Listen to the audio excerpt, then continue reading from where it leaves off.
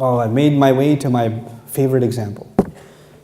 You don't have to raise your hand, but if you can, if you raise it, I'll feel good about myself. How many people know Ayatul Kursi? Ayatul Kursi. The last example of the evening I want to share with you is Ayatul Kursi. Okay, we're going to recite it together. أعوذ بالله من الشيطان الرجيم. الله لا إله إلا هو الحي القيوم لا تأخذه سنة ولا نوم له ما في السماوات وما في الأرض من ذا الذي يشفع عنده إلا بإذنه يعلم ما بين أيديهم وما خلفهم ولا يحيطون بشيء من علمه إلا بما شاء وسع كرسيه السماوات والأرض وهو العلي العظيم. Ayatul Kursi is made up of 9 sentences. Ayatul Kursi has 9 sentences. I'll walk you through them. Allahu la ilaha illa huwa al-hayyul qayyum, number 1. La ta'khudhuhu sinatun wa la nawm, number 2. Lahu ma fis samawati wa ma fil ard, number 3. What's number 4? Man dha alladhi yashfa'u 'indahu illa bi idhnihi, that's number 4. يَعْلَمُ مَا بَيْنَ أَيْدِيهِمْ وَمَا خَلْفَهُم, number 5. Then وَلَا يُحِيطُونَ بِشَيْءٍ مِّنْ عِلْمِهِ إِلَّا بِمَا شَاءَ, number 6.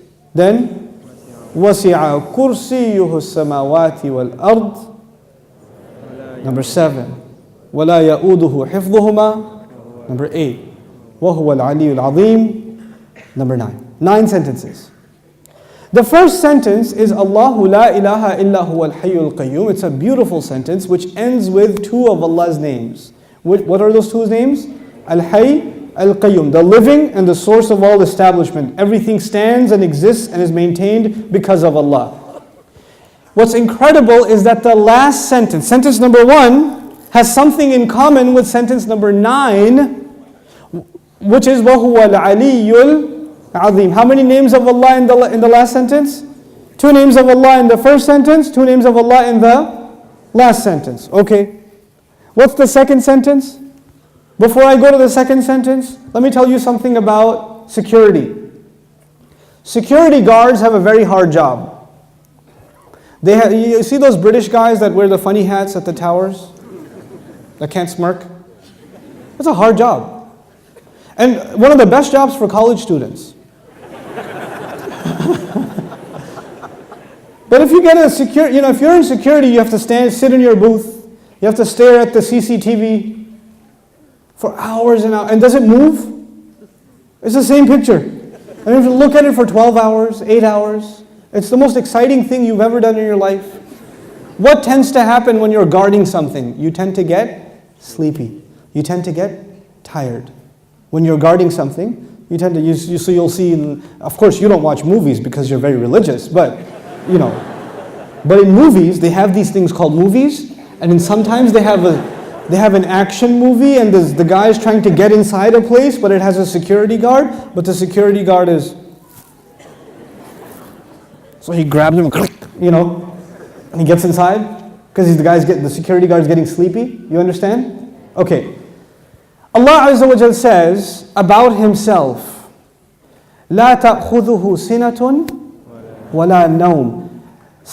Drowsiness. Drowsiness happens when you're tired.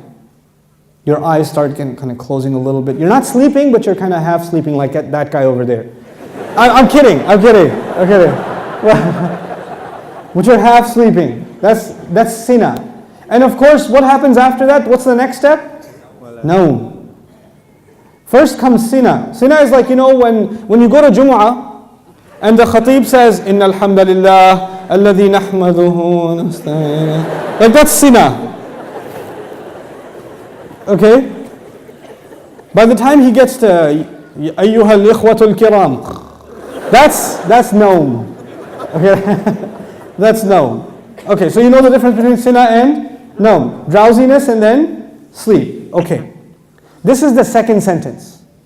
The second sentence is, these are things that creation has. Creation gets tired and it starts getting drowsy and eventually it falls to sleep. Or sometimes you tell yourself, no, I'm just closing my eyes, but I'm not sleeping. Okay, let me just close my eyes for a second. You're gone. You're finished. Okay? Now here's the thing. I know something about Sina and Noam because I'm a teacher by profession. Right? So, being a teacher is, you might as well do a PhD in sleep sciences or sleep studies, because you see students like, you know how people check out of a hotel? You can see their brains checking out. Like, in the middle of a lecture, like.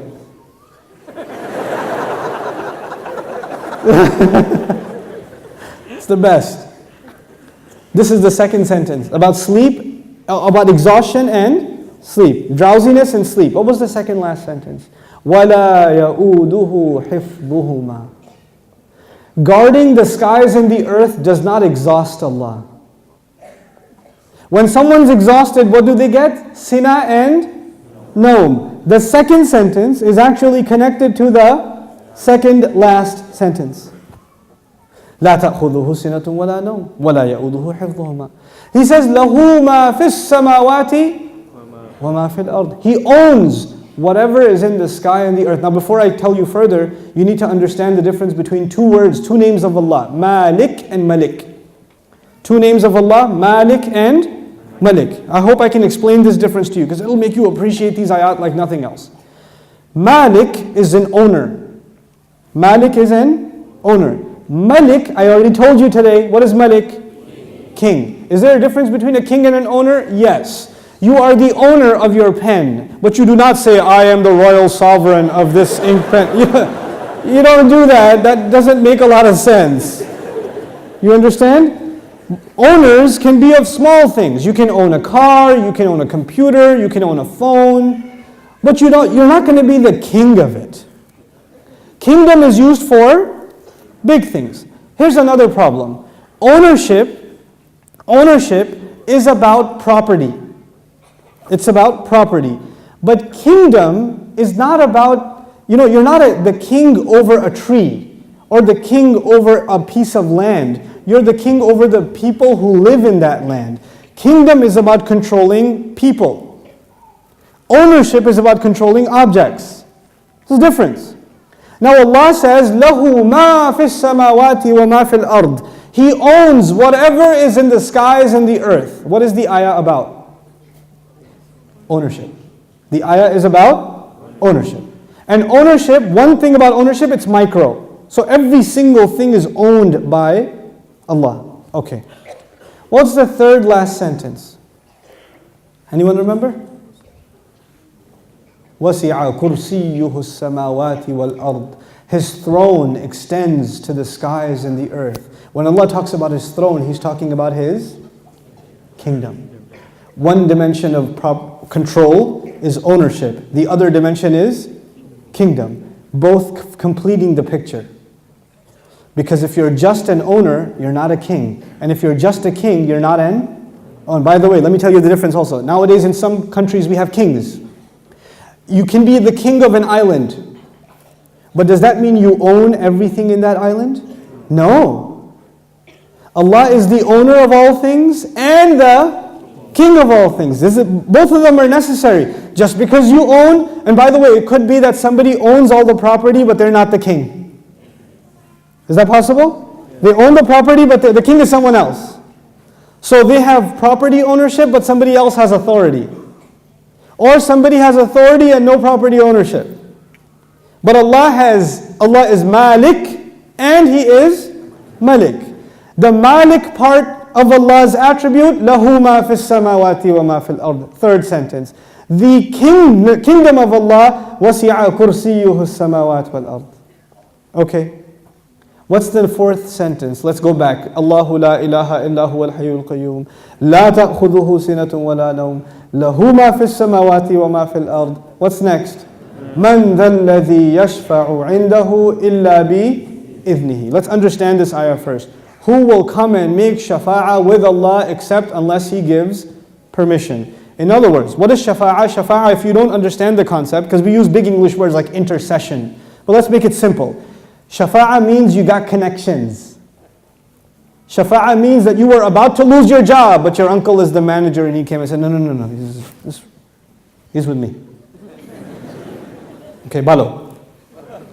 He's good. That's shafa'ah. On Judgment Day, we are in trouble possibly, and then somebody comes and says, no, they're with me. They're with me. Go easy on them, please. We beg Allah Azza wa Jal to qualify us for the shafa'ah of Rasulullah sallallahu alayhi wasallam. And Allah says, nobody will come for you. Your uncle, your cousin, your dad, your mom, your boss. You're not going to come for you on Judgment Day and say, Ya Allah, actually he's not going to happen on that day. We're good. You know, nowadays you can do that. They're with me, VIP pass, so you can go inside. No, not over there. There's no VIP ticket. Except, the only exception is if Allah gives permission. So this ayah is about nobody having any authority unless Allah gives it to them. Nobody will have any authority, and the only exception, and the word exception is important, the exception is if Allah gives it to them. You clear about that? Yes. Okay. وَلَا يُحِيطُونَ بِشَيْءٍ مِّنْ عِلْمِهِ. They know nothing, they can control, they encircle nothing of His knowledge. إِلَّا, except بِمَا شَاءَ. The fourth sentence and the sixth sentence are both about a statement about Allah and the only exception. The statement was, nobody has authority to make a case except whoever Allah gives permission. They have no knowledge except whoever He wants to give knowledge to. Otherwise they know nothing. وَلَا يُحِيطُونَ بِشَيْءٍ مِّنْ عِلْمِهِ إِلَّا بِمَا شَاءَ. The fourth and the sixth sentence are correlated. The first and the ninth, the second and the eighth, the third and the seventh, the fourth and the sixth. What's left? Middle sentence? Yes. He says, يَعْلَمُ مَا بَيْنَ أَيْدِيهِمْ وَمَا خَلْفَهُمْ. Oh my God, He says He knows what is ahead of them and what is behind them. As though, and He knew what is coming ahead in the ayah and what was behind in the ayah. He put in the middle of it is, I know what's ahead and I know what's behind. Who speaks like that? Who speaks like that? SubhanAllah. The way in which Allah talks, the way in which Allah delivered this speech. And I want you to be cognizant of a fact. The fact is, we now read the Quran as a book. We read it as a text. We say sentence number 1, 2, 3, 4, 5, 6, 7, 8, 9. Did the Sahaba do that? Did the Rasul himself, sallallahu alayhi wasallam, says, look at sentence number 1 and sentence number 9 and 2 and 8 and 3 and 7? No, because he was just what? Speaking. He was speaking the Quran. We are able to see these things when they're put in writing. The Quran was so perfect when it was being given in speech. And which has more possibility of mistake? When you write something or when you say something? Oh man, when you say something, it's hard to take it back. Especially if it's on YouTube.